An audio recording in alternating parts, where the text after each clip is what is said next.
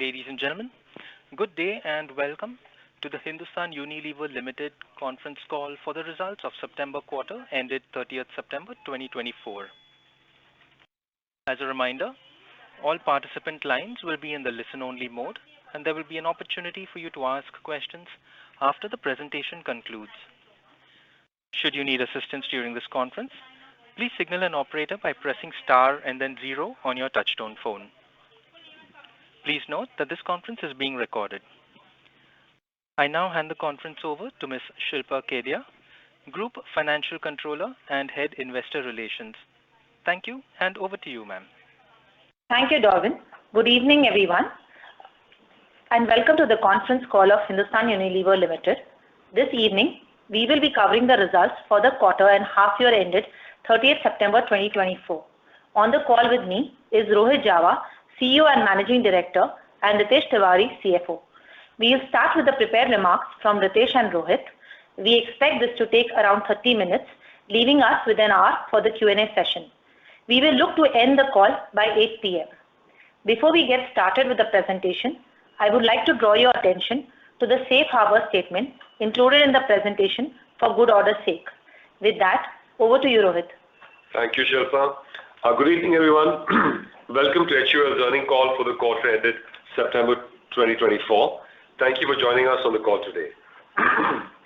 Let me begin with an update on the operating context, followed by an overview of our performance and some of the key highlights of the quarter. I will then hand over to Ritesh to take you through our results and outlook in detail.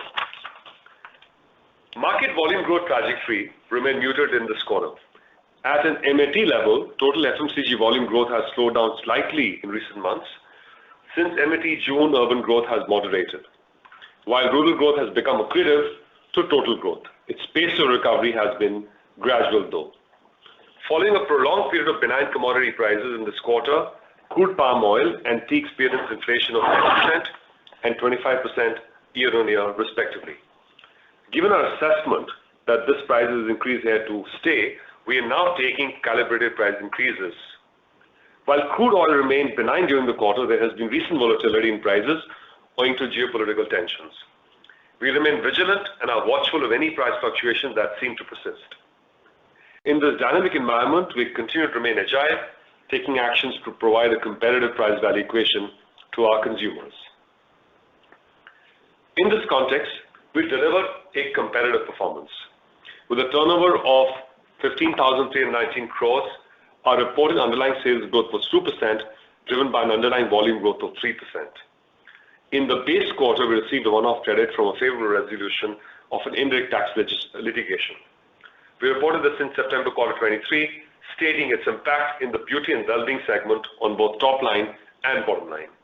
Hence, in this quarter, numbers after excluding this one-off impact will give you a better understanding of our business performance. Intrinsically, our underlying sales grew by 3%. After 3 quarters of negative price growth, our underlying price growth is flat this quarter, as anticipated.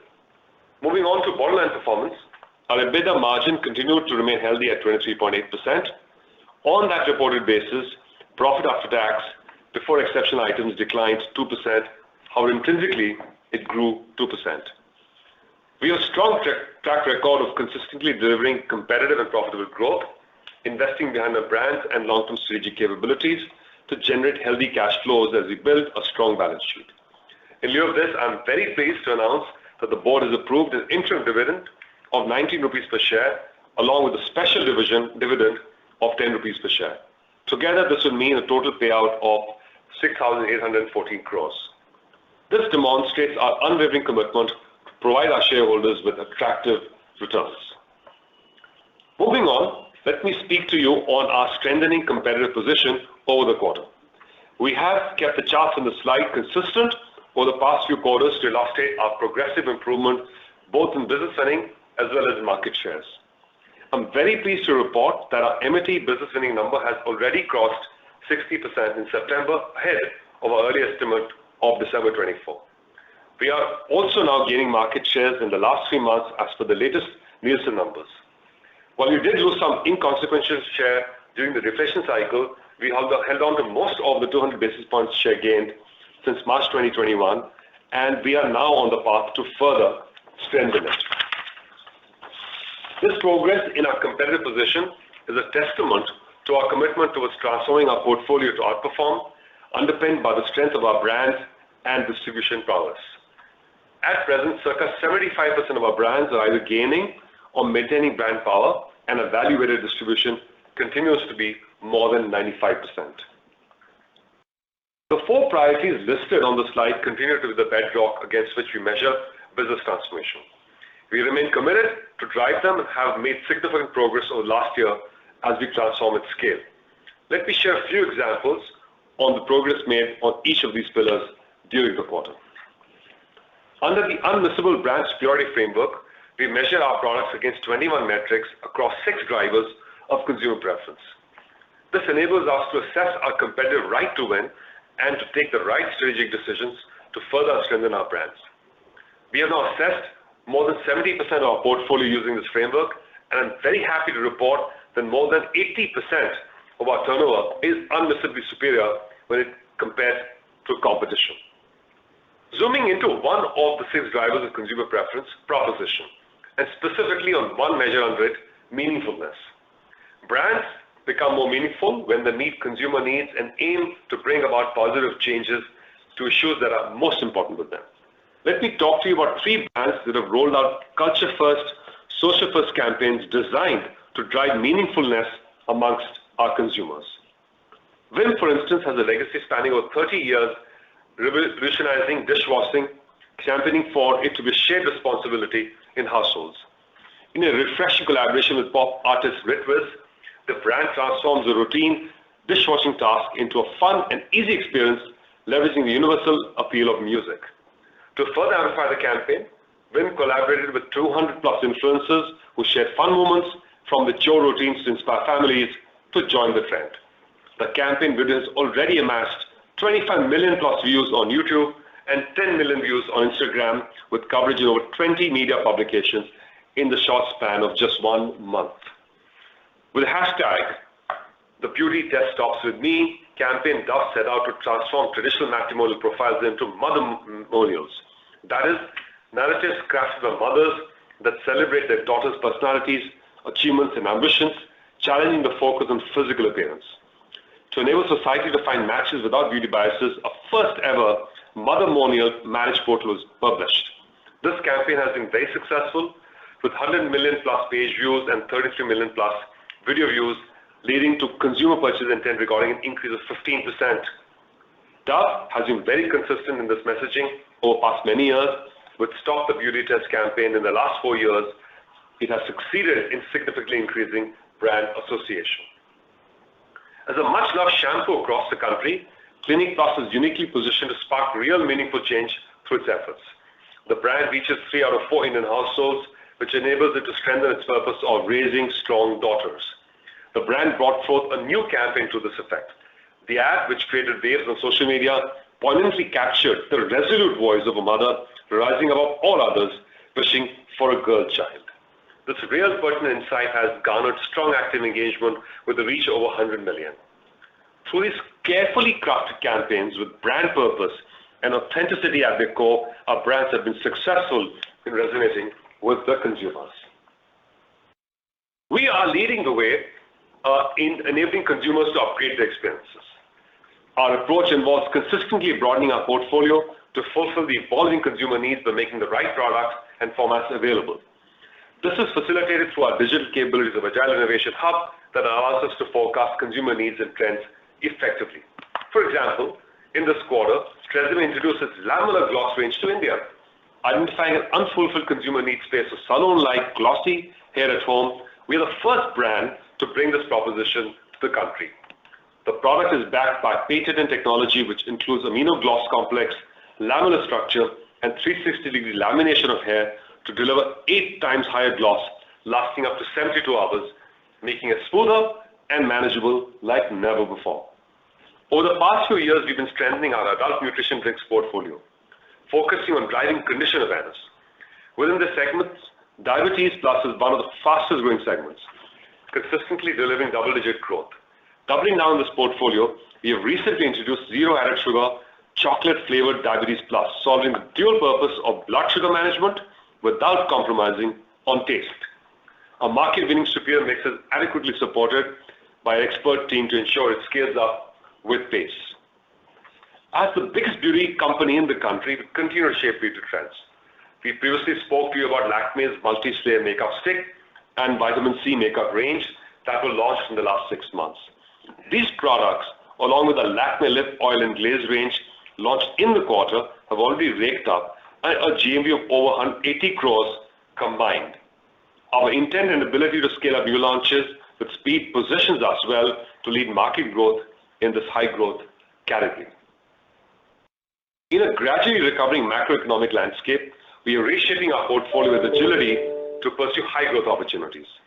Building on a strong innovation pipeline, we've had multiple innovations in these high-growth spaces during the quarter. Let me share a few examples with you. Backed by proprietary technology, we are foraying into the floor cleaner segment with the country's #1 dishwashing brand, Will. For the first time in India, we have introduced a unique Ultra Pro technology combining probiotics and surface modification technology that delivers superior cleaning and superior stain removal, leaving behind a long-lasting fragrance. With a distinct proposition and superior product, we are looking to expand our presence in this fast-growing segment. One of the 6 big bets in beauty and hair care segment is the light moisturizer category. Today, consumers are looking for more than just basic moisturization. They want products that offer superior benefits through pleasant, non-sticky sensorial experiences, and we expect this category to continue picking up pace in times to come.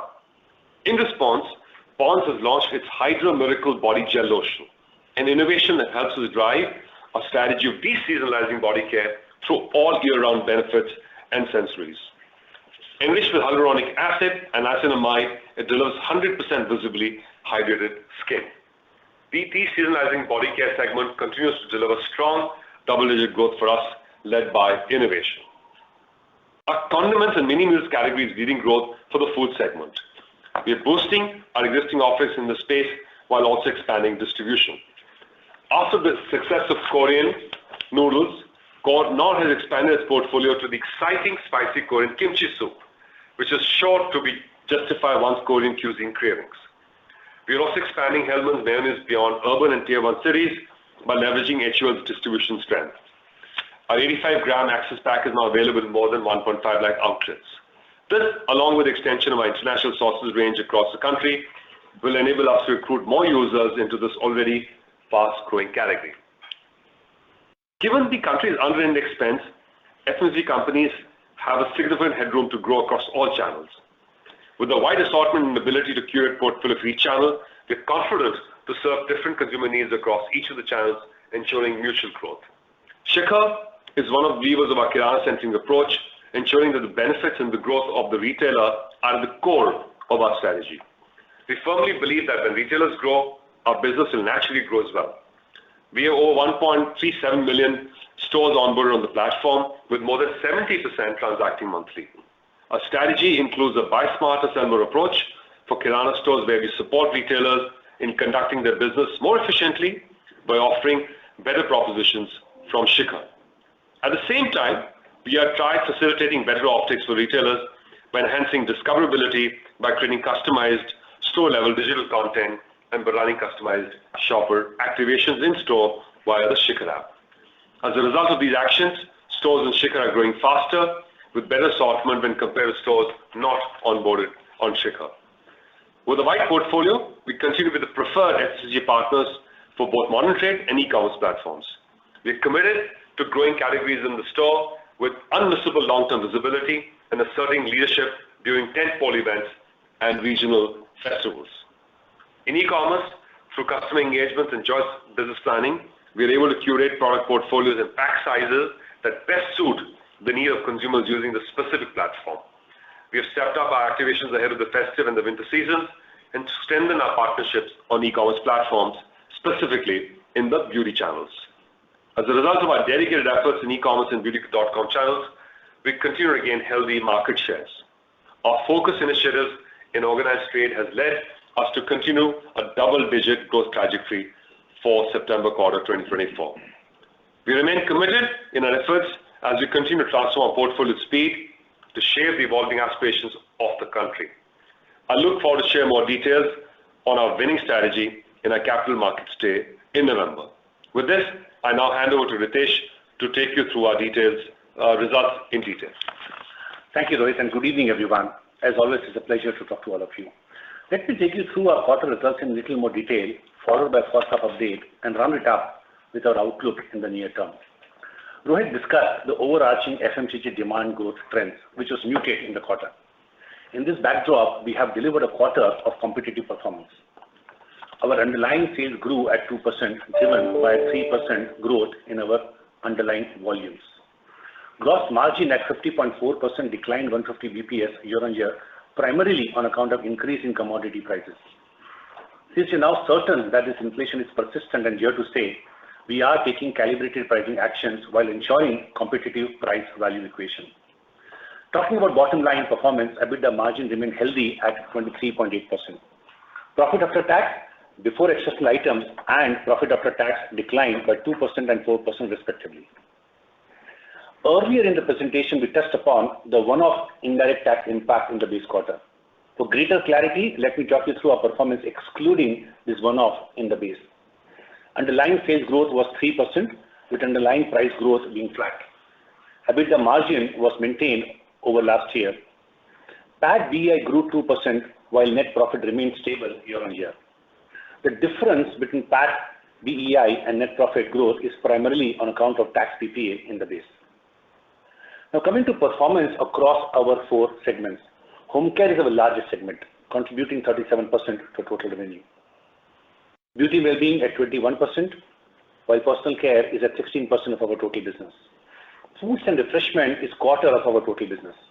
Margins in all four segments remain healthy, with home care at 19%, beauty and wellbeing at 34%, personal care at 17%, and foods and refreshment at 18%. If we were to double click on our performance, two of our segments, home care and beauty and wellbeing, delivered high single digit growth.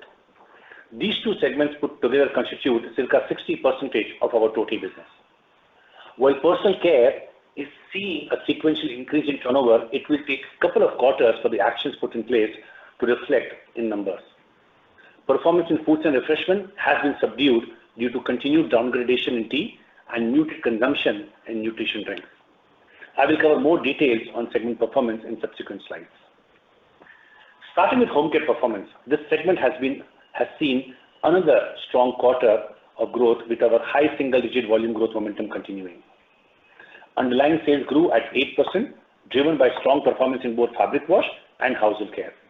While the volume growth is broad-based across formats, our liquids portfolio is growing in strong double digits. Notably, the liquids portfolio has grown double sequentially compared to the growth we had in the previous quarter. Embarking on journey of category creation and fragrance booster, we have recently launched Comfort Beads. It's an exciting format innovation catering to premium consumer that provides long-lasting fragrance for up to 100 days. Sustained market development actions, expansion of in liquid, and new launches underpinned by superior brand is bolstering growth for this category. Talking about beauty and well-being, the category saw a 7% intrinsic sales growth in the quarter, driven by volumes. Given the entire one-off tax benefit in the base is impacting this category, I will take you through the intrinsic performance in the quarter. Hair care delivered a volume-led high single-digit growth. This was driven by outperformance in Sunsilk, Dove, and Tresemme, which grew in double digits. Post-wash hair treatment formats continue to deliver strong growth as consumer traction and formats of the future increases. Our consistent performance in hair care has led us to attain the highest ever market share over the last 3 years in September quarter 24. Skincare and color cosmetics delivered a mid-single digit growth. Premium skincare continued its strong growth trajectory, growing in double digits. Focus on channels and formats of the future continues to yield results with our 6 big bets growing at circa 30% GSV growth across modern trade and e-commerce. We have continued to step up innovation intensity in this segment. Few examples of which have been already discussed earlier in the presentation. Simple's new cleansing jelly oil is another innovation that landed in the quarter. This innovative cleanser features a unique jelly texture that transforms into oil, effectively making away waterproof makeup and impurities without compromising on skin's natural barrier. As we continue to scale up Simple in general trade, this brand, along with Love Beauty and Planet, now moves out of PBBU, our incubation unit, and into our skincare business. Coming to personal care, performance for the quarter, the segment declined by 5% with low single-digit decline in volumes. Skin cleansing declined due to negative pricing and muted volumes. Body wash has maintained its strong double-digit competitive growth momentum.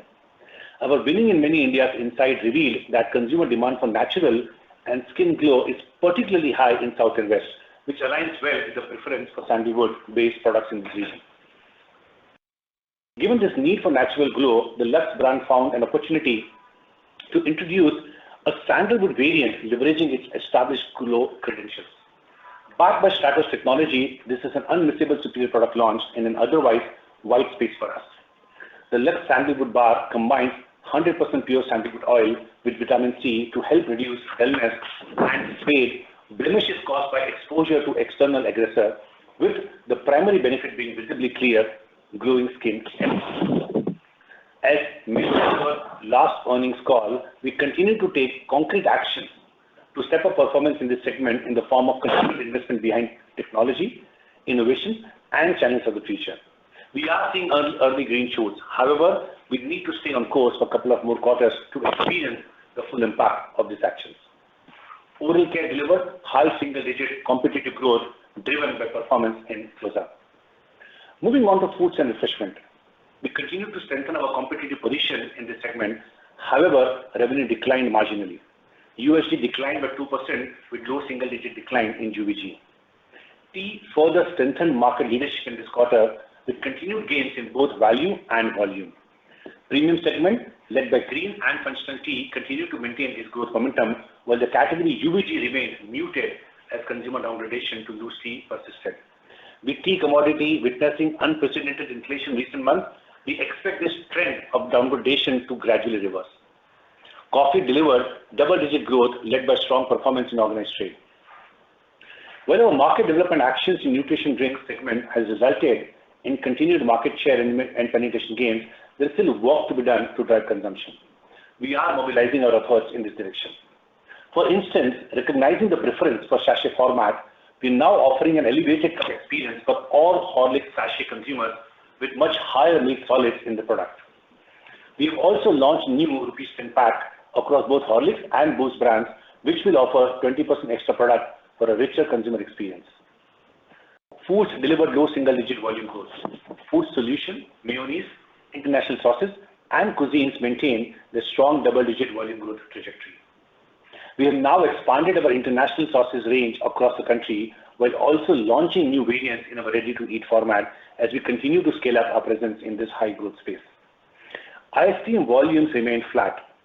The performance was impacted by prolonged rainfall in some parts of the country. Moving on, let me quickly summarize our performance for the first half of financial year 2025. We have disclosed both reported and intrinsic numbers for better clarity on our performance.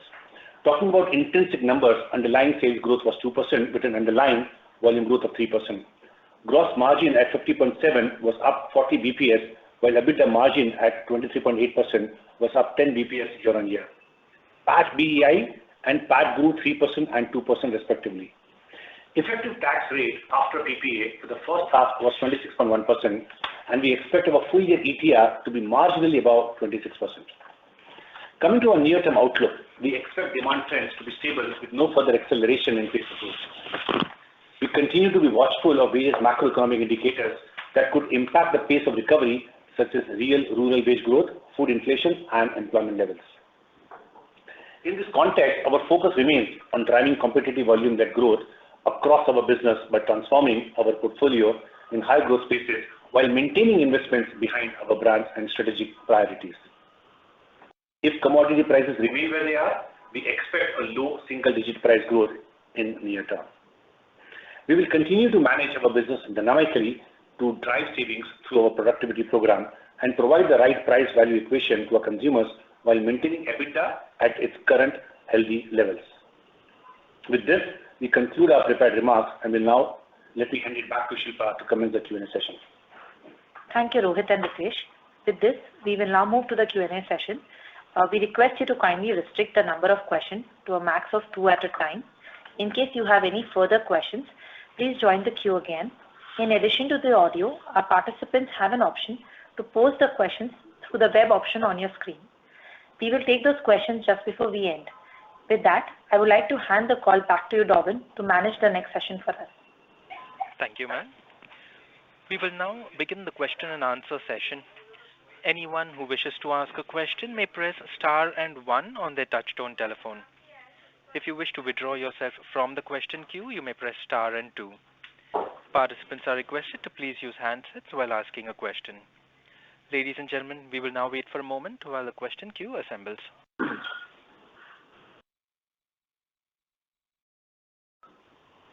The first question is from the line of Abneesh Roy from Nuvama. Please go ahead. Yeah, thanks. My first question is on the separation of the ice cream business.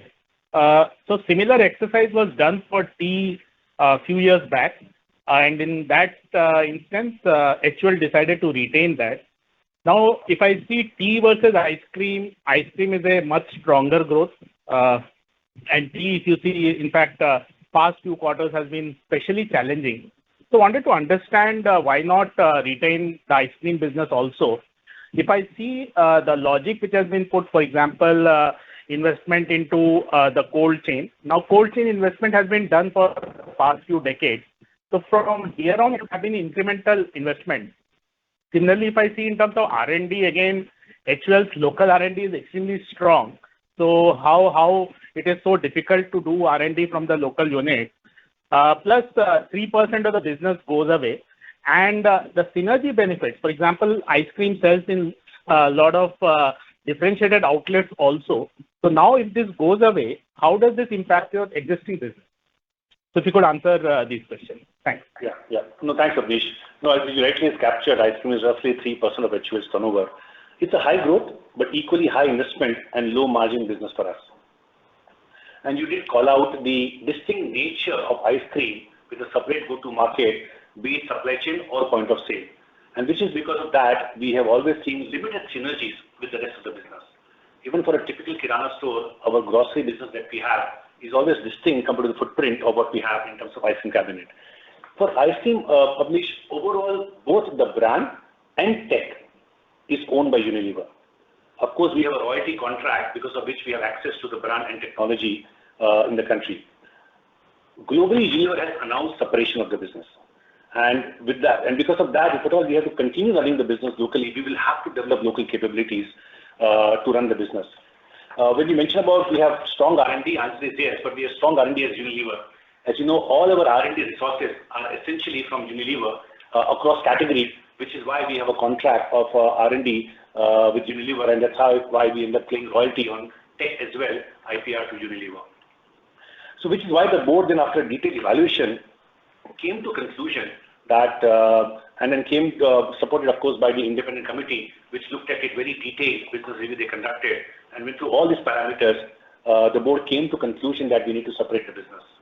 Now, this portfolio restructuring, it will enable ice cream business to operate with greater flexibility, and for HUL to sharpen focus on core business, and then, of course, further strengthen our play in trending demand spaces such as beauty, foods, and health and well-being.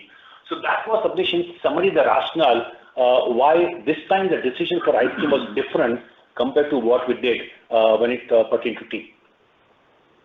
So wanted to follow up in the outlets where, say, ice cream adds synergy to distribution. Once ice cream goes away, then what happens to those existing portfolio? And second, does separation means that eventually HUL will have zero stake in the ice cream? Is that a right understanding? Yeah. So for a typical Kirana store, and the scale of HUL will not get impacted just because 3% of the business will get separated. I'm seeing the kind of growth that we have, that's the amount of accretion, much more than that, will typically end up adding to overall scale of Hindustan Unilever. So for a typical Kirana store, it does not change anywhere materially the scale at which we operate in a Kirana store, so it does not impact to start with. So that's where it is. And in terms of the mode of separation of these, to your question, there are typical two standard ways of separating the business. Either we could sell the business or we could demerge and list the business. And of course, the key objective that the independent committee and hence board going forward will end up making a decision on what's the best route in which we can maximize shareholder value and minimize business disruption. That's the mode of separation we'll end up doing. Our idea is by end of the year, we will come to conclusion what route we want to take. And the way we have done, last quarter we communicated where we were in the process after the Unilever globally announced its decision to separate. And this quarter we further gave an update, and we will keep doing that as and when we end up making progress by independent committee, which will then inform the board, and then we'll end up sharing with all of you as to where our mind is this point in time and way forward. So thanks. My second and last question will be on personal wash and tea. So in both the segments, there is currently sharp inflation, which I think provides good opportunity to gain market share. In the past, you have also said that you are looking at, as a strategy, profitable volume growth.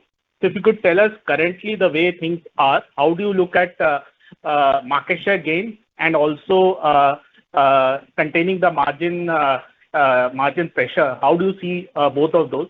Second, some update on the personal wash, the disruption which you are doing. Initial days, we know that, but if you could share some anecdotal evidence how it's working, because you have been saying it will take 2 quarters, but now 2-3 months have gone. So how are the initial signs of the disruption? Yeah, so 3 different questions. Let me just pick up each one by one, all 3 of them. In terms of commodity impact, I called out crude is benign. 3 commodities impact Hindustan Unilever by and large: crude oil, crude palm oil, and tea. In this instance, crude palm oil by roughly 10%, tea by almost 25% have inflated. Now, what we will do is net off the savings that we generate in the business. This is what we always have done. Of course, the total amount of commodity inflation we don't pass on to consumers. We always drive savings very hard across all lines of the P&L. Net of that savings, net inflation is what will end up pricing going forward. And this is what you'll end up seeing in December quarter. We're always very calibrated the way we take price increases to ensure that the focus always remains on driving competitive volume growth and maintaining competitive price value equation. This is exactly what we'll end up doing for both tea and skin cleansing. But you will see some pricing action, which is why we also called out that against declining UPG for last few quarters, if I exclude the one-off impact of flat UPG current quarter, we will end up seeing low single-digit increase in underlying price growth in next quarter. So that's on pricing and our decision in terms of what we'll end up doing for personal wash and tea. In terms of overall personal wash and tea, of course, the business model is very important. There were 4 things we had to do for personal wash. Number 1, the job was to ensure that we are upgrading our product superiority across the board, and which is why the Stratos technology leveraged we have deployed across Lux and Lifebuoy in the marketplace. It's a few months, a couple of months, we have product in the market. Good early sign of consumer traction, but very important that we should stay course and see for a few quarters before we end up concluding. Sequentially in September quarter, our business is higher compared to what we did in June quarter, but we would want to watch the signal for a couple of quarters before we conclude on that front. Second job that we had to do in skin cleansing was correct, as you remember, the price point at March end, which we had corrected and is already in play, which is why also the year-on-year price in the quarter has been negative. The third big job that we had to do was innovation. And you heard across narrative between Rohit and me, be it the Dove Sensitive range of the last quarter or Lux Sandalwood range in the current quarter. As we speak, we just launched in the market Dove Serum, new range, Serum Body Wash and Serum Soap range, Serum Shower range in the market. So there is a continuous step up of innovation that we're doing in the space of personal wash. And last but not least, the 4th action we mentioned we'll end up doing for personal wash was upping our game in organized trade. That's exactly what we have done in the last few months' time. So we will see how these 4 actions pan out in terms of impact. Now, as far as tea is concerned, we continue to strengthen our market leadership across value and volume. I remember 7 years ago, we took leadership and then we maintained that leadership through. So it's strong business. Overall market growth has been muted because of downgradation. But now that overall the climate of business is very different with a 25% inflation, we got to see how the market overall table pans out in times to come. But we will exactly do what we have done, which is we'll keep investing in the category and then keep growing our business as much as we can, in spite of the downgradation which is happening in the business. Now, coming to margin, all puts and takes put together, the bottom line conversation that we did as part of the outlook, we want to maintain our EBITDA margin at the current healthy levels. As you know, we're at 23.8% margin, and those are the levels at which you want to maintain the margin, some BPS up and down, but this is where our mind is this point in time to maintain margins. Within that, you will see continued focus on driving gross margin, and you will see continued focus on stepping up on A&P investments in the business to ensure that we're able to drive competitive volume growth home. So thanks. That's all from my side. Thank you. Thanks, Abhish. Thank you. The next question is from the line of Vivek M. from Jefferies. Please go ahead. Hi, good evening, team. First question is on the overall FMCG market, and you have covered some part in your outlook. But has the pace of moderation in urban surprised you, and what are the key reasons and any outlook when do you think it, let's say the curve flattens from where we are? Hi Vivek, if I may take this one. I think we've now looked at consistently from all angles, and the pattern is quite clear that urban growth has trended down in the recent quarters or recent quarter, and while rural has continued to grow gradually and has now, and for the past few quarters, been ahead of urban, also continues to be ahead of urban this time. We see the growth in big cities trending down, although in smaller cities and in rural, the growth continues to be good. So this is the trend that we observe. Now, as far as we are concerned, while we can try and explain this, and there's of course, we must not forget that in the recent quarters, urban was doing the heavy lifting, and now it's rural that's coming back slowly. There could be a certain degree of base effect. There could be macro factors that are impacting the near-term trend rate of the urban markets. But as far as we're concerned, we are focused on what we can control, which is we are focused on going where the growth is, because even in this large market, while overall growth may be a couple of percentages down, it is a big market with lots of pockets of growth. So we are focused on allocating resources to where we have investable assets, chasing growth segments. Number two, we want to look beyond just the near quarter and make sure that we're investing behind our brands, strengthening their brand power, which we have. In fact, happy to report, see a very strong trend on our brand power growth, which is reflecting in our market shares, and make sure that we consistently invest behind the market development bets, because those are multi-year and they compound. We don't want to take our eyes off that and build capacity. And number three is to be razor focused on volume-led competitive growth, and we have increased our distance from our competitors this quarter. We want to basically get stronger in all market conditions. So really we are focused on what we can control, and then longer term we do expect the market to trend to mean with a few percentage points of price. As you know, we flattened price this quarter. We likely price growth will come back in the quarters to follow, as you know, the inflation in some of our categories takes shape, and the volumes will trend in the natural organic levels of 3-4% that we've observed over the longer term as well. So we do expect over some time the growth to revert to mean. But the larger point is that in a more longer term view, the market remains exciting. It's a place where per capita consumptions are low, as we've spoken many times, and our job effectively is to stay focused on the medium term and long term opportunity in the market and not get swayed by one quarter or two. Got it. And in the context of how urban is shaping up and how rural is, do you think at the portfolio level for you as a company, is there a possibility that the premiumization has been a secular trend long term? All that I totally appreciate. But do you think in the interim urban slows and rural picks up, there is a possibility that the portfolio premiumization actually may not play out, or there may actually be a bit of a mix deterioration? Do you think that's a possibility? We actually looked under the bonnet, and even when you peel the surface, you find that the premium segments, popular segments, mass segments, the rank order of hierarchy of growth is the same as observed in other quarters, although the numbers are slightly lower.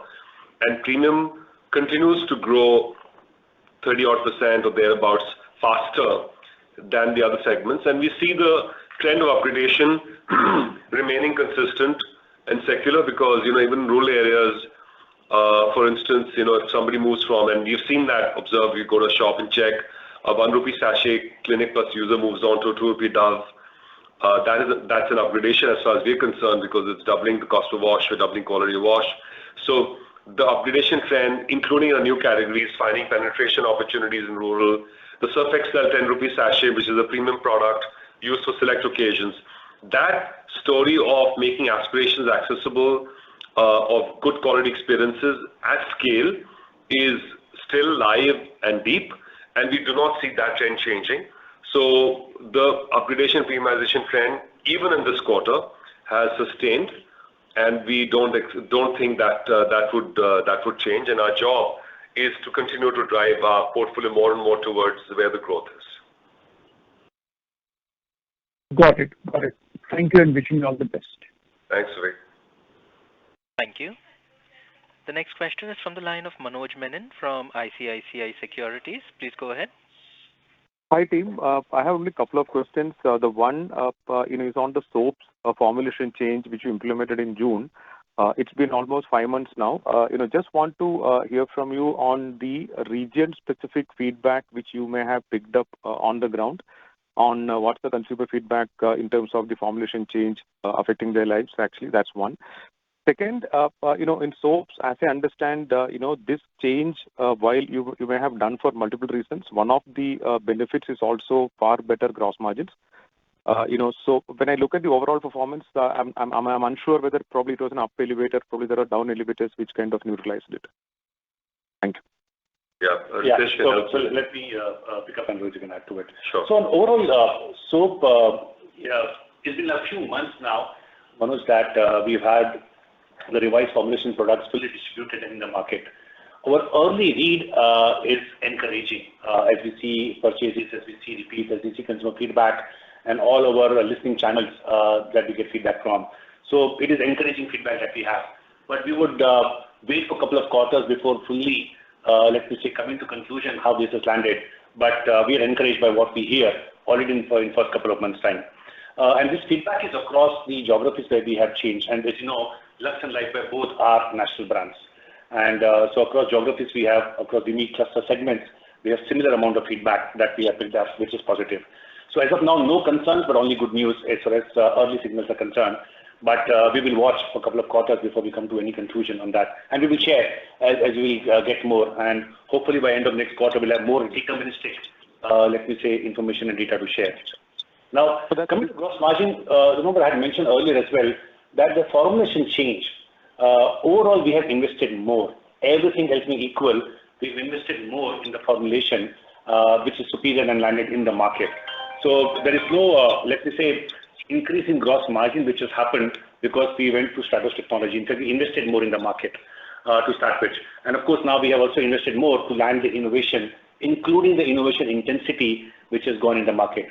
Now, going forward, with commodity price, crude palm oil changing, with pluses and minuses happening, other ingredients which go and make a soap, we have taken and we will end up taking calibrated price increases over the course of the quarter to negate to some extent the net impact, net of savings of the inflation will then pass on to consumers in a calibrated manner, being mindful of the competitive price equation.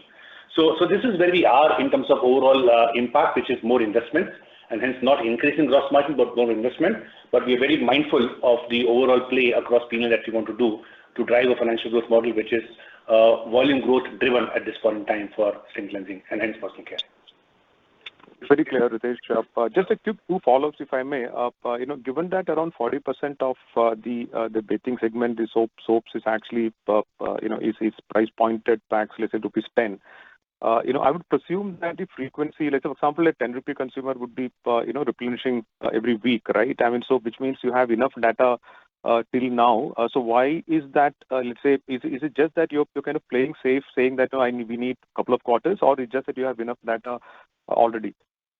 Look, we are because it's the context of this.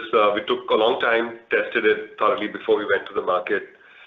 We had a very, very rigorous change management because we're talking of a very big business. Two brands impacted, Lux and Lifebuoy. We put tracking studies post-launch as well across the regions.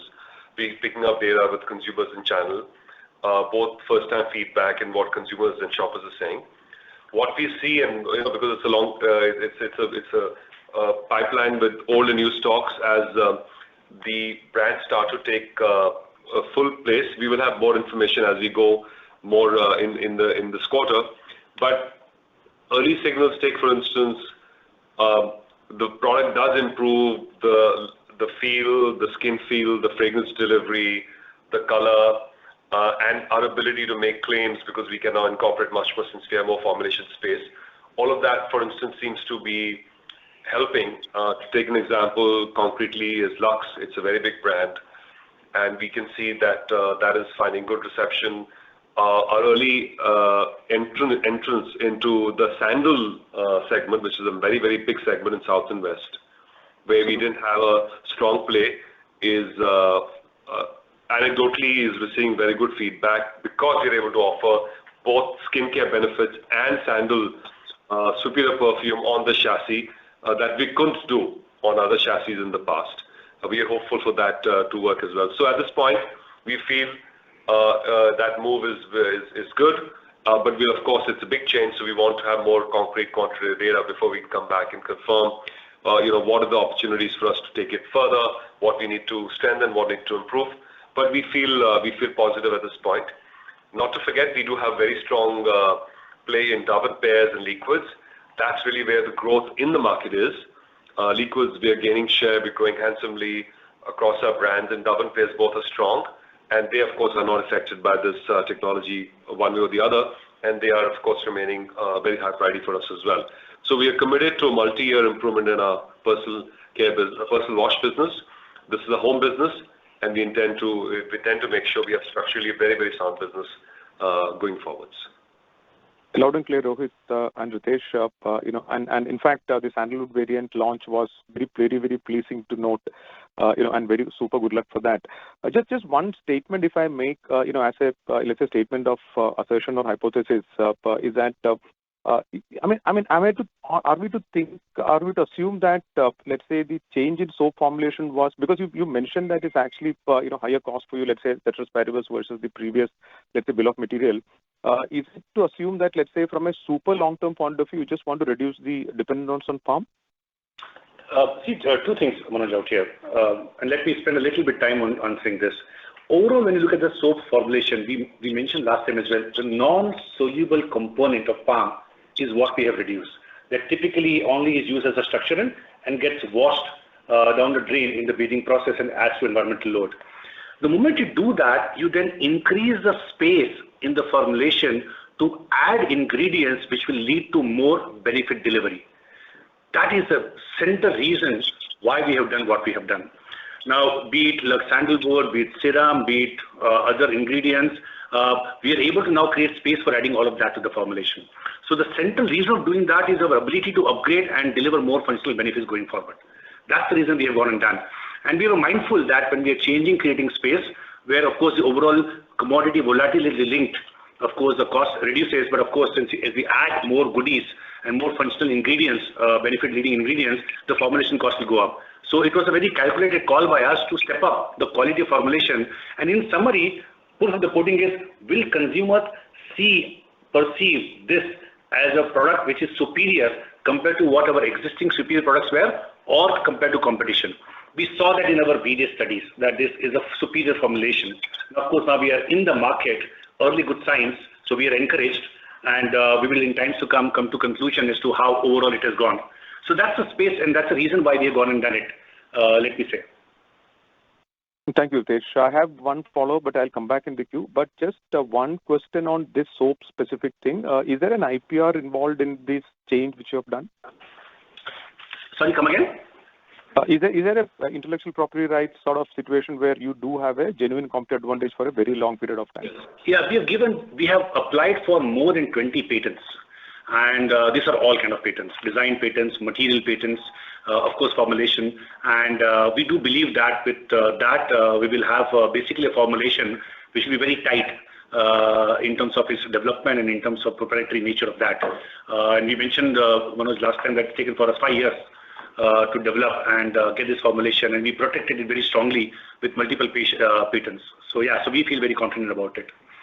As far as margins are concerned, probably the question behind your question. And ultimately, if the products are superior, our ability to command a right price point gets more enhanced. We are also exposed a little lesser to commodity variation which happens. So ultimately, it all comes together. In a high commodity volatile atmosphere for palm, we'll be better insulated. So it will all play out in times to come. But the single biggest factor, if I just again re-speak what I spoke earlier, is the increasing possibility of adding more innovative materials in the product. Loud and clear, Ritesh. Rohit, thank you so much. Good luck. Thanks so much. Thank you. The next question is from the line of Avi Mehta from Macquarie. Please go ahead. Yeah, hi team. Thanks for the opportunity. Just picking up on where the earlier participant left, with the superior formulation in soap, much competitive pricing, and early signs of healthy consumer traction, could you give us a sense on by when do you see these stratas essentially translating into volume market share gains in soaps? Is that the right way to look at this? And would love to hear your thoughts on by when do you see it translating into these the outcomes? Yeah. See, we had mentioned that we would want to watch it a couple of quarters. So this is a large-scale change across multiple consumer segments, and we want to have a good read before we come to conclusion, and we don't want to jump to conclusion. Initial signs are good. Sequentially, we sold more in September quarter compared to what we sold in June quarter. There is initial early signs of volume market share improving. But as I mentioned, we would want to watch it a couple of quarters before we start concluding on it, because there's a lot of detailing that goes behind assessment before you conclude on some headline numbers. So we wouldn't want to jump to conclusion. Are we worried? Answer, absolutely not. We are encouraged. We are encouraged and we are positive about the change which has landed, and early signs are good. I just want to give a corollary to this, which is that we must not forget that the market is trending towards more premium in personal wash, liquids, Dove pairs. We have very strong equities there, and they have very, very big headspace. So our focus is to sustain middle of the market with Lifebuoy, Lux Hamam, but at the same time also premiumize and grow our consumers to adopt Dove pairs and liquids as a format. Clear, fair, perfectly clear on that. Just on that, Rohit, if I may just, the second bit on the industry, I heard your comments about, the fact that we are ensuring that our performance is less linked to the industry. But what, in your view, is the reasons why urban has weakened, and, by when do you see this turnaround? I wasn't able to kind of get a clear understanding of that. If you had any thoughts on that, that would be great. In full transparency, it'd be very difficult to forecast, very far out in the future. I can give you a historical trend rate, and we can judge this collectively and give you more a near-term view. Historically, the market's grown, roughly half price, half volume. At this point, the price was negative to zero. That's coming back. That's a few percentage points of growth that was missing in the market, certainly in the markets we play in. So I would say that is going to gradually come back. We've been missing that for the last 5-6 quarters. We enjoyed it when there was inflation, but it's not been in the last 4 or 5 quarters. That is a missing part of the growth equation. Second, on premiumization, that adds growth as well through the element of mix. I think the premiumization trend is secular. That's why we will try and bend more and more our portfolio towards investing in consumption value increase, and that is also there as one of the second parts of the growth equation. The third is that the volume tends to grow between 3-4%, give or take a year, and give or take a quarter on the average. It's dipped down this quarter on account of not that much growth in the big cities, although the smaller cities are growing on the composite, but it could well come back when the macro conditions or the stimulus is more positive. But I would not be able to make great forecast on, specifically what this would be. What we can say with some degree of certainty is near term that the demand trends we feel are stable going into the quarter we are in. But what we can do is to stay focused on what we can control, which is the three things: going where the growth is, focusing on the long term, investing in our capacity and our brands, and finally, making sure that we are gaining in competitiveness by executing with superiority across all of our 6P elements, which will give us a position of strength as market conditions change for the better. Perfectly clear. No, thanks a lot for this. That's all from my side. I'll come back in the queue for the other questions. Thank you. Sure. Thank you. We have the next question from the line of Latika Chopra from JP Morgan. Please go ahead. Hi, thanks for the opportunity. I think a lot has been discussed. I have some follow-ups. I'll start with personal care. In June quarter, you talked about a positive low single-digit volume growth. This quarter, it seems it's in the negative territory. You'd said, soaps have increased sequentially for you, and it seems, oral care has also probably done better. So just trying to understand, what has led to this, moderation in volume growth in this category. Is there some base effect or something very specific to call out? Yeah. So, Latika, hi. Latika, nothing very, let me put it into two different perspectives. First of all, we have grown well in oral care. You saw in our prepared remarks as well. The growth is competitive. Close-up is doing very well. So oral care is doing good. Coming to personal care, within that skin cleansing in particular as part of personal care, this quarter, the decline is both on account of pricing and volume. The price changes that we have done early in the year, we are having that price decrease in our September quarter, and we're lapping the price which was very different in the base. So year on year, there's a price decline, which is part of the reason why the revenue has declined. Number one. Number two, it's also the base and the phasing of sales across quarters. The point I was making earlier, sequentially, though year on year we have declined on a low single digit in volumes in skin cleansing, but sequentially, September quarter over June quarter, for example, we have sold more amount of turnover. So that's how I would want you to see. And as I mentioned that we would see how this pace of recovery improves from here into the quarters ahead. Okay, this is clear because it's good actually, because I think June is a better season for personal wash. So we've done better in September. The second bit was on food and refreshment. Again, there's a shift, an adverse shift in volume narrative. And is it all linked to ice creams or, tea also has kind of deteriorated a bit more due to, the whole downtrading pressure? Yeah. So, yeah. Sorry, yeah. So the foods and refreshment, Latika, 2/3 of our business sits between tea and HFD. Ice cream overall is 3% of the business, and of course, it's a little larger than the proportion for foods and refreshment. Ice cream as overall, you see in the comments, has been basically we've been holding on to the scale of the business, and we were not as the season sales that we did. It got impacted to some extent by rains, etc. But the larger conversation comes from both tea and HFD, which is 2/3 of the business. Now, overall for foods, at foods and beverage level, we have increased competitiveness, so we have gained shares. In tea, we have gained shares and our market leadership, both volume and value, remains strong. HFD, we further improved our competitiveness and we have gained share. So from a competitive perspective, our entire foods and refreshment business has gained share and is stronger. Now, what has happened within that, absolute amount of sales turnover growth for tea, we have seen marginal decline there. And the reason we called out that the downgradation which has happened for tea in the deflationary period had continued to happen. Now the signals are changing as we speak now. We now have a deterministic signal that this season is an inflationary season. Same quarter, a quarter before, we were not very sure. Early data was coming in, but now that we are well into the season of commodity tea, we know it's inflationary season because of the lower produce. 25% is the scale of tea commodity inflation which has happened. So going forward, of course, we'll end up taking price increases, which we have done, started taking price increases in December quarter, and you will see how it pans out. So there's no concern in terms of tea and HFD, and in fact, competitiveness concern. But of course, tea volumes have got impacted because of downgradation. And for HFD, we have more job to be done on consumption. So where is our focus on HFD in terms of driving growth? Plus range, doing good. Ideas to ensure that we're able to more premiumize and more specialize the portfolio. Our job is to ensure that we are able to drive more amount of penetration gain. Since we acquired the business, 250 BPS improvement in corporate market share of nutrition drink. Since we acquired the business, 700 BPS improvement in penetration levels. So those all consumer metrics are looking strong. But what now we got to do is to convert those strong consumer metrics into headline growth.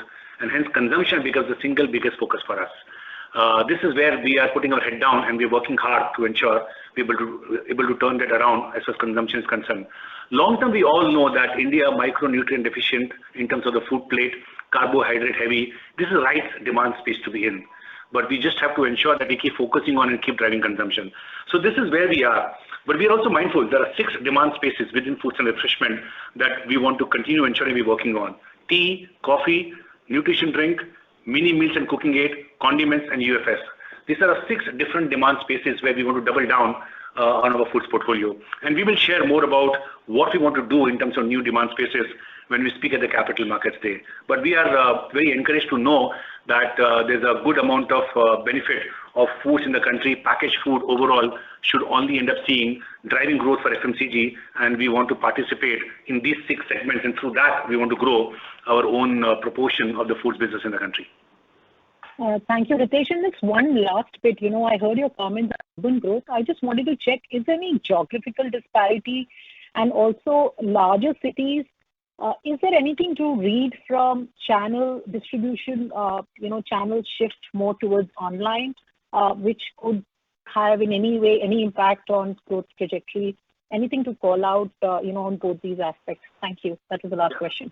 Thanks, Latika. Latika, overall, in terms of urban, it's across the country. It's not that there's dramatic difference in one part of the country as compared to other part of the country. We track our WIMI clusters very closely.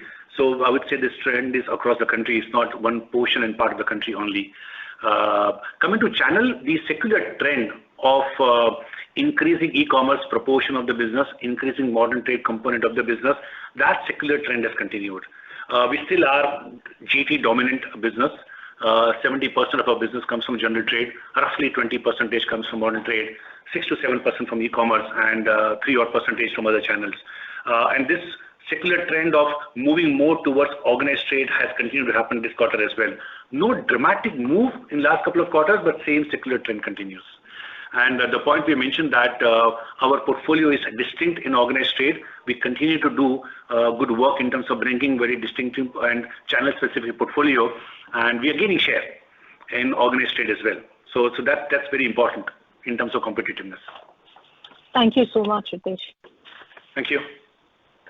Thank you. The next question is from the line of Aditya Soman from CLSA. Please go ahead. Hi, good evening. So just following up on Latika's question actually on e-commerce and the impact, particularly of quick commerce. I find it a bit disingenuous that both, you and one other large multinational called this out that large cities are growing slower when we are seeing growth in some of these channels being well over 100%. If I look at even growth for businesses like Nykaa in the beauty segment, and even if I compare your sort of adjusted beauty growth, the absolute increase in turnover for Nykaa was actually larger. I understand they're a retailer and also sell your products, but than what it seems to be for beauty and well-being for HUL. So I just wanted to get a sense. Is it that when we are saying we are gaining market share, are we looking at a different set of data, or am I just missing something? I didn't fully understand the disingenuous comment and what's the motive behind that before I respond.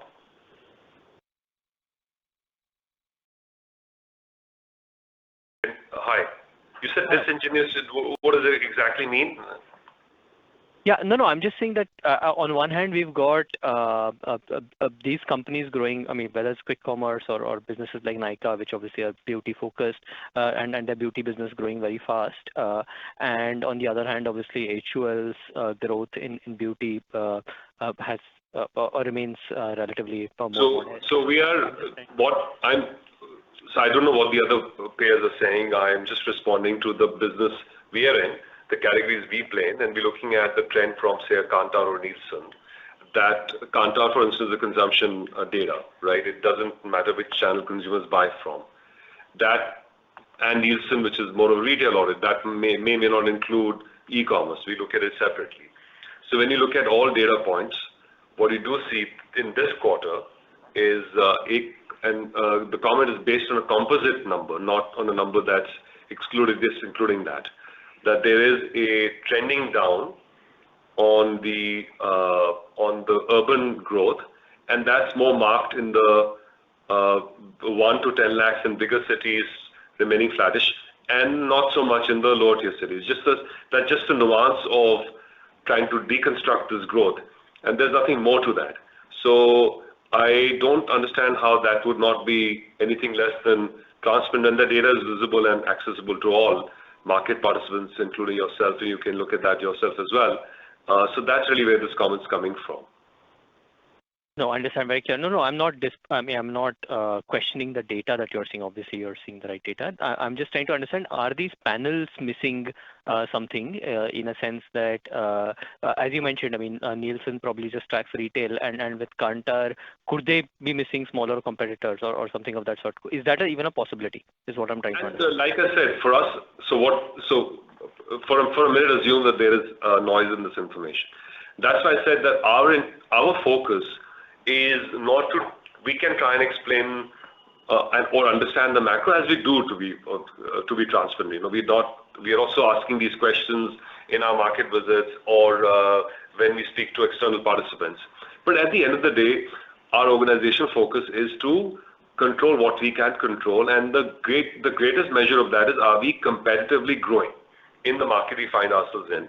And we look at channels across modern trade. We measure the shares there discretely by banners and also by segments.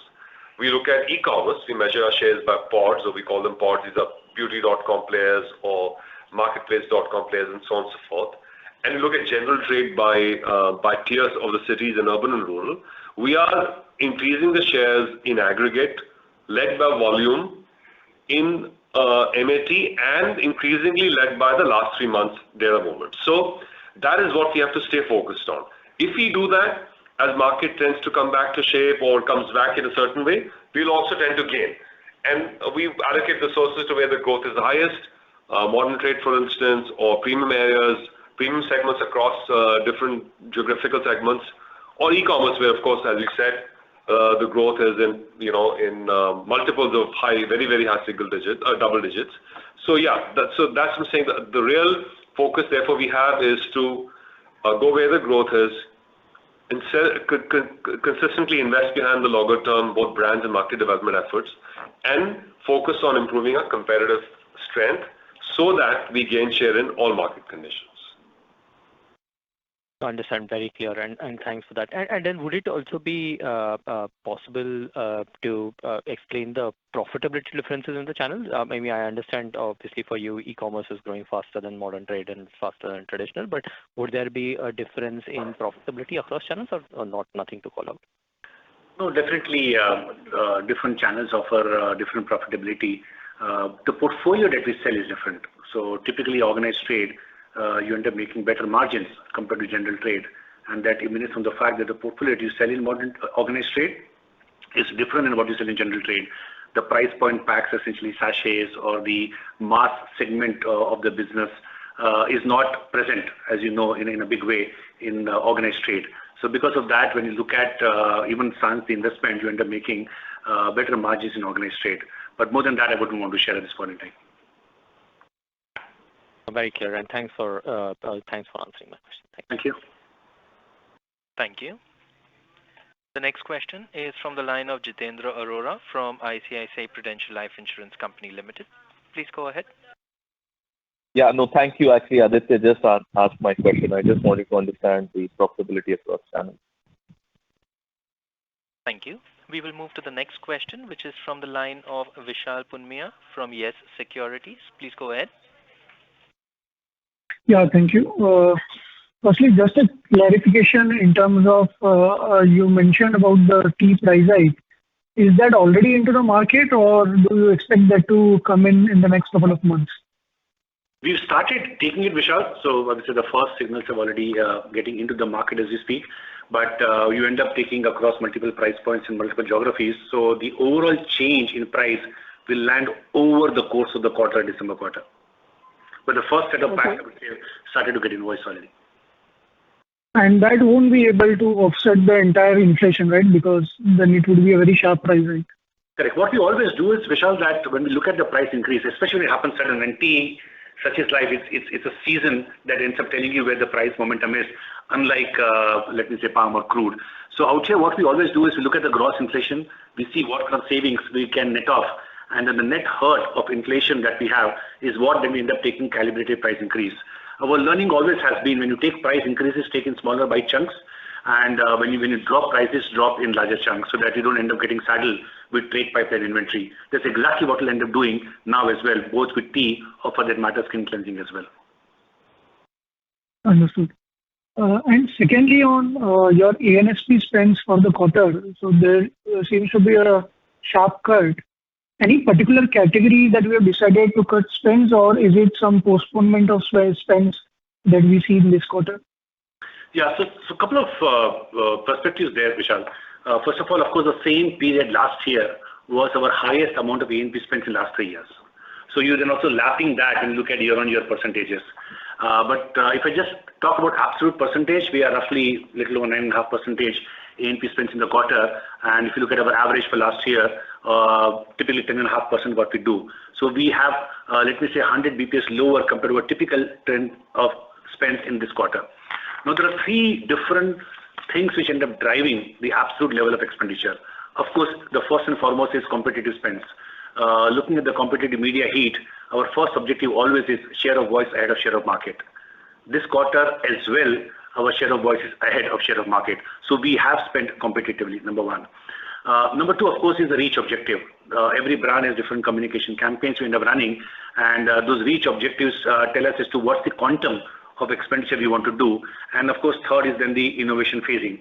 These 3 elements end up determining the absolute levels of media expenditure that we have to do in the quarter. Along with that, there's also a dramatic shift happening in terms of the components of media. We have now roughly 45% of our working media being spent in digital. So that also then ends up determining the level of expenditure in the quarter. So I would say it's more of a phasing. There is no dramatic pull up or a pull down if I ignore what's happening in the base. And we typically operate at 10.5%-ish in terms of A&P expenditure, and you should expect that levels for us, unless media it dramatically changes or if innovation phasing and we can just do something very different in the quarter. Right, understood. Just lastly, a data point, if you can share, what would be the mix of ice cream business from the Q-commerce channel? So in Q-commerce, ice cream is roughly more than 10%. Okay. Thank you. That's all from my side. Thank you, Vishal. Thank you. The next question is from the line of Percy Panthaki from IIFL. Please go ahead. Hi, good evening, team. A couple of questions from my side. So firstly, on tea business, just wanted to understand the volume sort of weakness here, and you're not alone. Even Tata Consumer reported a -4 volume. See, generally, when there is a tea cost inflation, and this time it was quite steep, like close to 20-25% kind of YOY inflation, what happens is that the small and unorganized players pass it on immediately because they operate on very thin margins, so they cannot afford to hold the price line. And the larger guys like you and Tata have not taken much of a price increase, and your premium to these guys would have shrunk materially. So therefore, I would expect that both you and Tata should have reported very strong volume growth. We see similar kind of phenomenon happening in, for example, coconut oil also parachute gains when there is a big price inflation because unorganized cannot keep up. So this has not happened in tea. So any reason why this has not happened? That's my first question. Yeah. So Percy, if I just go a quarter back, when we started seeing the first early signals of an inflationary year for tea, it was too early for us to make a judgment and decision as to where the whole season will pan out. And for that matter, the level of inflation the season will end up offering. So typically what you do is you just wait first to ensure that you have very strong signals, both A, the direction of inflation, and B, the quantity of inflation. As we speak in last few months' time, that is much clearer now that this is indeed a season where we end up seeing inflation. And a material inflation, the number I was quoting earlier, 25%. Second thing which you also check before you end up responding in terms of action is what is happening to inflation between plainers and premium tea. And here I'm referring to commodity. And you know that we have spoken about last couple of years, that was decoupled. where premium tea saw more inflation and plainer did not see inflation. And when the deflation happened, the deflation happened more in plainer as compared to premium, and which is why the price gap between premium tea to an extent became broader and larger compared to plainer tea. That's what played out, and hence overall value growth in the category came down. Now, typically with inflation, this time the inflation signals are very similar, both for premium tea and for plainer. There are a couple of % differences, but not material. And now that we have that, let me say, read over last few months' time, is when we have decided to act with the price. So the change which you were expecting should start kicking in as far as Hindustan Unilever is concerned from December quarter onwards. That's exactly what we have done. We have seen in the past when the price table starts to stabilize, the downgradation we are hoping will stop to happen. But I would want to wait for December quarter to play out. We have done all the action that we have to do, and we are very clear what plan we end up executing in the quarter. And I'm hoping that the market price table stabilizes in terms of downgradation, and there's a different outcome in terms of growth we'll end up expecting in December quarter. But we will report, of course, how that all goes through when we speak in January. Okay, so I'm still a little confused. I'm talking about September quarter. September quarter, you have not taken any price increase or very little price increase. The inflation is huge, and therefore the small and unorganized would have already taken a very big price increase, and therefore your premium to them would have shrunk. So why is it that there is no sort of market share gain? Let's say you were at, for example, just hypothetically 30% premium to the small and unorganized. Now your premium would have come down to, let's say, 15-20%. Shouldn't that have benefited your volumes in September quarter itself? And why has that not happened? See, first of all, before I answer specific, we have further gained market share. Yeah, so our market share gain, both volume and value, is very competitive. So that goes without saying that we have grown ahead of the market, number one. Number two, I don't believe the data that we have seen, there is no dramatic price level change which has already happened in terms of price of the products in the market in September quarter. The point I was making that, at least in our case, we have waited before we end up deciding what we have to do in December quarter, but we have not seen material change in the price levels in the market in September quarter. So I would wait for a quarter more before starting to conclude which way the markets are stabilizing. We have seen continued downgradation. Because A, there is player, B, there is commodity, and C, there is consumer. All three have to come together to determine the fate of the category or for that matter growth of the players in the market. All three put together, we have seen the sign of downgradation continue to happen in September quarter. So as I mentioned, but now with these signals being very different, very clearly we know what we need to do. We have taken our actions. We hopefully will have a different outcome for December quarter. Okay, got it. My second question is on soaps. So I know this has been asked multiple times, but still just wanted to understand, see, you have changed the pricing and you are happy with the pricing you are operating at right now. Earlier, you were at a premium which you felt was a little higher than what you could justify. So that has happened 3-4 months ago, and you have changed the formulation and made it superior. And still the volume growth on a YOY basis is negative. So although sequentially it has improved, YOY it is negative. So what else we need for the YOY growth to turn positive? Is it just a base effect which will catch up, or is it something else? And I mean, is there a confidence that in Q3 with the momentum that you are seeing, the YOY volume growth in soaps will turn positive? So, firstly, I captured a little while ago, but yeah, I'm happy to repeat. There are 4 different actions we said we have to do. A, on pricing, exactly as you mentioned a few months ago, we did that early in the year.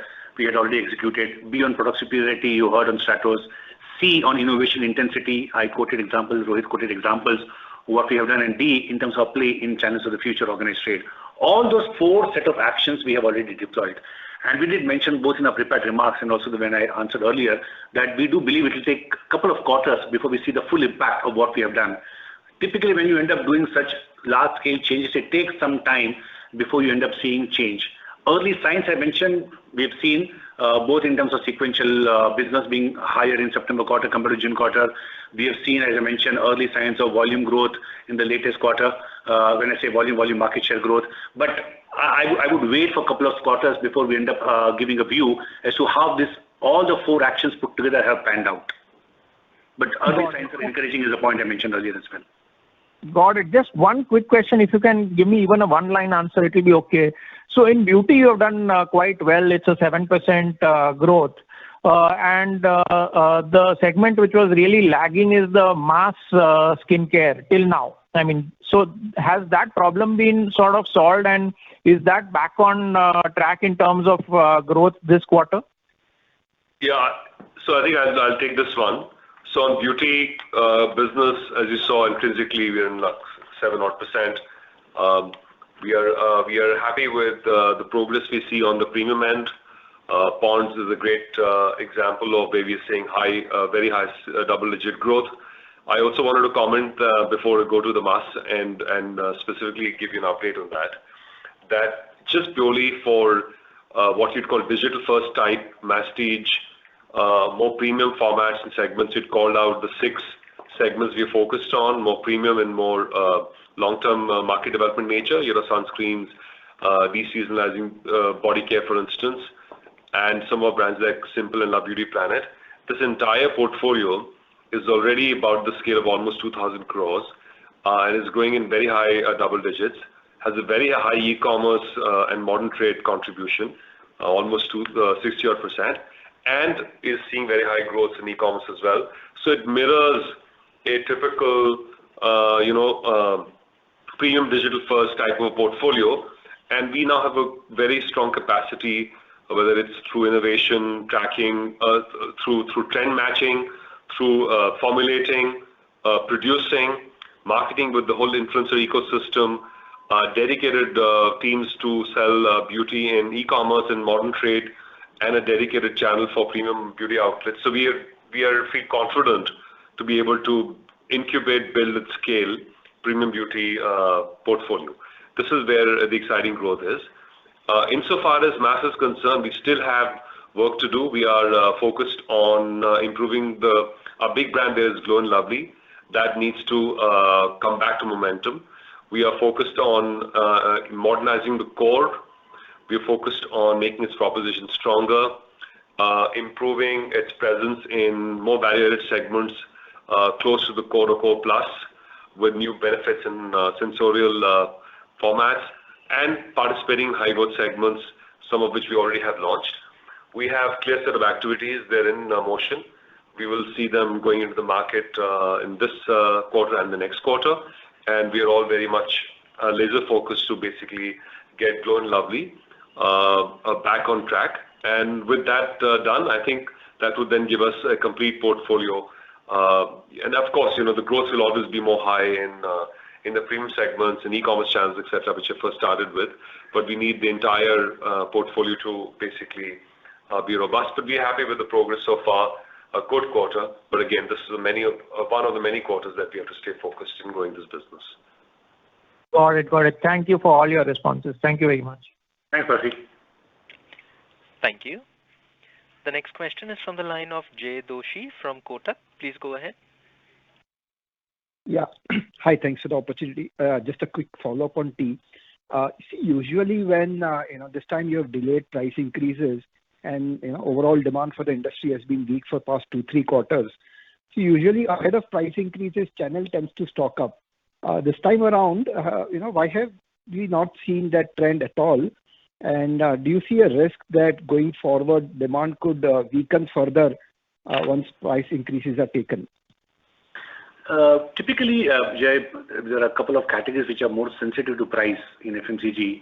Tea and soaps, skin cleansing, are those categories which are very sensitive to price change.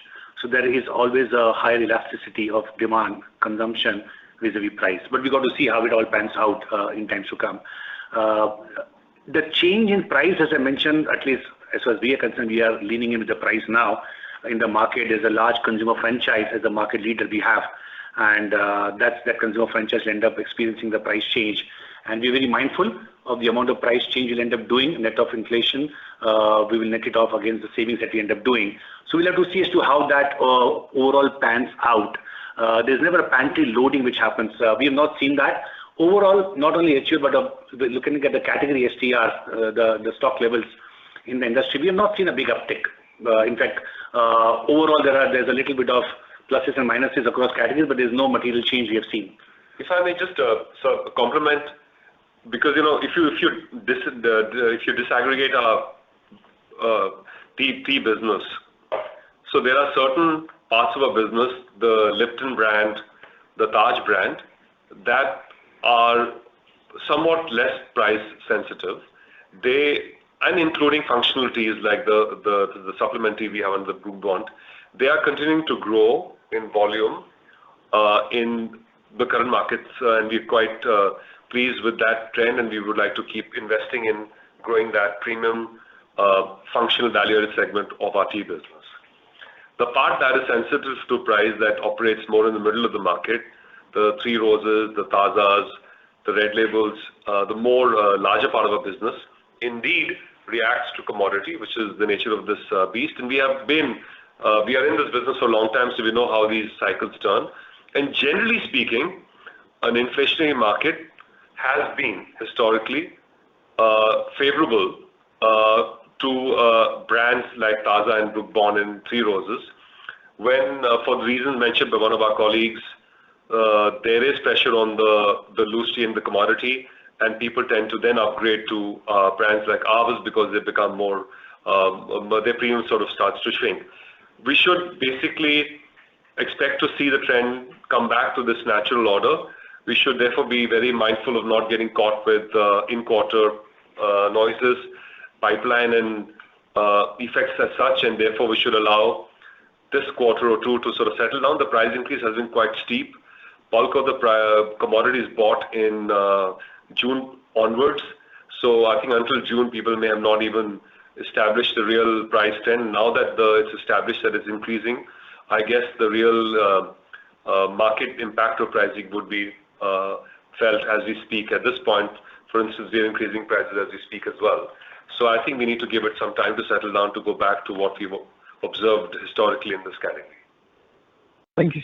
Thank you so much. Very clear. Thank you.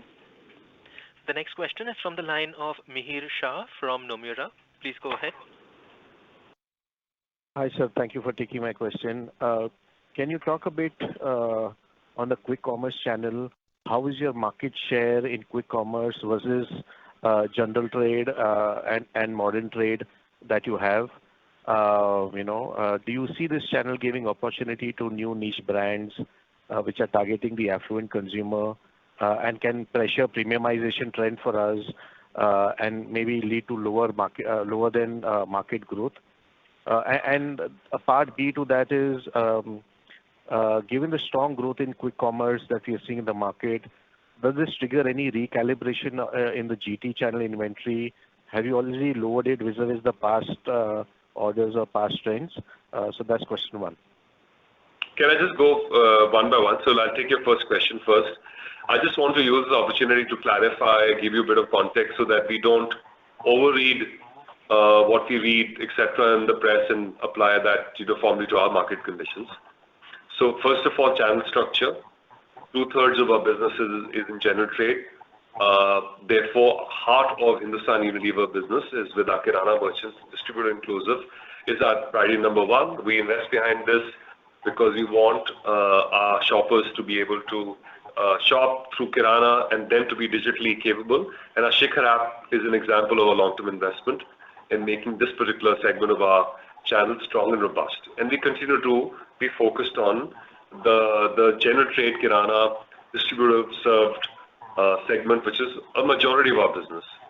Modern trade is increasing as e-commerce, which is the nature of order all countries as they evolve and develop. And it's about under 20% of our business. We are growing consistently double digits. We're gaining share in modern trade.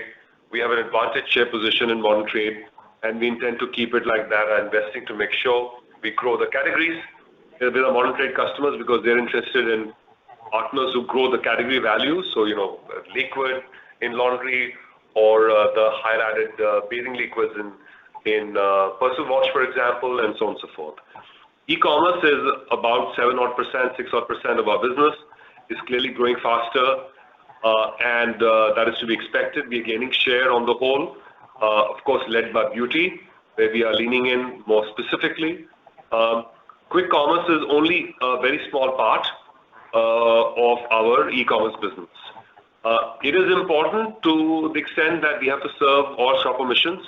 The reason why quick commerce is doing well is because it serves a certain consumer and shopper need, convenience. Sometimes they want very bulky item to be brought home, and we have a very by design segregated portfolio without any significant overlap with modern trade or general trade particularly that we sell in quick commerce, and it's by design meant to not overlap. The duplication is quite limited. It's to serve basically the occasions of convenience or of instant need, and we see that basically serving that need. So it's higher in ice cream, which is already he mentioned, or for some kitchen items that people need, or very, very bulky packs that basically people may not want to buy on their own and they may require last minute. So I think for us, quick commerce is one small part of e-commerce and an important part nevertheless, and as part of the whole, where we are trying to serve this omni-channel consumer for all of their shopping needs with such a broad range of portfolio of business we have. So therefore, I would say that that's just to explain to you the role of quick commerce in our business. Our market shares in quick commerce mirror roughly a grocery market share, so they're roughly in line with the general trade market shares. And our intention, of course, is that in every segment of the market where there is growth, we increase the market shares, and we have basically designed our portfolio and our promotional incentives to ensure that we stay competitive in quick commerce as well. Even though it's a small part of our total e-commerce business, we want to win in every corner of the market. Understood. Got that, sir. So the other question that I had asked on do you see this channel giving opportunity to niche new brands which can ideally, target the affluent consumer and pressure premiumization trend? Given the Nielsen numbers, and all the aggregators are not capturing the slowness, but there is some growth out there in the market. Do you see this can be a possibility? For us, yeah. Firstly, the notion of quick commerce or e-commerce of infinite shelf, low barriers of entry, etc., is all well. But at the end of the day, people scroll through, and we know that we have to drive online availability. We have to drive share of search. We have to pop up in the first few pages. We have to have the right promotional. We have to participate in festivals. So we have a playbook for winning in different channels and within e-commerce in different what we call pods. And for us, the way to not worry about what Nielsen picks up or not is essentially to stay focused on market shares within each channel. We're measuring all of these channels through a fairly robust method. So we are tracking our market shares in these channels, and as long as we can keep growing them, and if they go down, we then look at what reasons there are and keep optimizing, is how we sustain. It's no different from playing in e-commerce in other pods or in modern trade, which arguably also has a similar opportunity for brands to enter, get listed. At the end of the day, may the best brand and mix win, and consumers will prefer what's more superior, has better value. For us, therefore, competitiveness driven through unmissable superiority across all our 6 Ps is really the mantra. And we measure all of our brands, especially the big ones, across those 6 Ps, and keep correcting and optimizing. And that is a discipline we are embedding deeply in the business, and it's something that is going to stand us in good stead. It doesn't matter which channel or which shopper mission. Great to hear that. So my second question is quickly on the OZiva and Wellness Bean. I know that you've not taken majority stake yet. Maybe an update if you can share on the business. Have you validated or has Unilever validated the clinical claims that those brands make? And any plans you can share on how to scale those business up? They seem to be very interesting, products, which the new age consumer may want to have. And any plans on higher A&P distribution backing that Unilever brand equity that you can bring? A quick update on that maybe will be helpful, sir. Yeah, I'm conscious of time, so sorry, I'll have to be a little brief, but I will answer your question in summary. So both the businesses, and we have, as you know, we have a majority stake in OZiva, we have a minority stake in Wellbeing. Both businesses are doing very well. And we are seeing more growth, we are seeing more traction. And these categories, as you know, are at a very budding stage of getting embedded in the consumer ecosystem. There are good signals of that continue to happen. The entire focus on health and well-being, which has got elevated, is helping these categories and businesses to do better. With OZiva, we already have our very clear contract in place as that at the end of 3-year period, with an agreed pre-formula, we'll end up acquiring the balance of business. That will happen by end of next year, end of next calendar year. And with Wellbeing Nutrition, we'll end up having, again, a conversation at appropriate time to do what we need to do next. So good news is both the businesses are doing good, strong brands, gaining very well share, and we are investing more importantly in these formats and these category and demand spaces, because they will keep offering more value in times to come. In the health and well-being space, the last point I wanted to make, this is the beginning. This space will only get more traction and more sub-formatted and sub-segmented demand spaces. So as relevant, we have strong set of global brands and positions globally and in Unilever. As relevant, will bring more brands in India in health and well-being space. Thank you. Thank you and wishing you all the best. Thank you very much. Thank you. Thank you. Ladies and gentlemen, we will take that as our last question for today. I would now like to hand the conference over to Ms. Shilpa Kedia for any closing comments. Over to you, ma'am. Thank you, Darwin. With that, we now come to the end of the Q&A session. Before we end, let me remind you that the playback of this event will be available on the investor relation website in a short while. Thank you everyone for your participation. Have a great evening. Thank you. Thank you. On behalf of Hindustan Unilever Limited, that concludes this conference. Thank you all for joining us. You may now disconnect your lines.